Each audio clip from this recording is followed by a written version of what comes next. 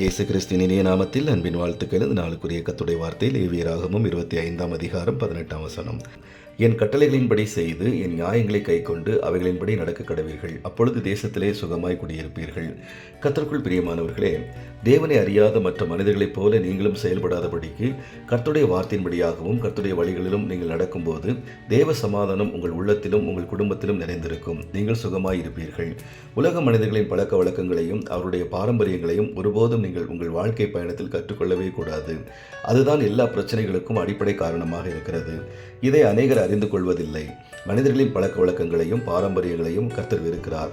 எனவே நீங்கள் கர்த்தருக்கு பிரியமானது இன்னது என்பதை அறிந்து கர்த்தருக்கு பயந்து அவருடைய வசனங்களை கைக்கொண்டு நடக்கும்போது மலை போன்ற பிரச்சனைகள் உங்களுக்கு எதிராக வந்தாலும் அது இருந்த இடம் தெரியாமல் போகும்படி கர்த்தர் உங்களுக்கு எதிராக வரும் பிரச்சனைகளை முறியடித்து உங்களை பாதுகாப்பார். நீங்கள் ஆசீர்வாதமாக இருப்பீர்கள்.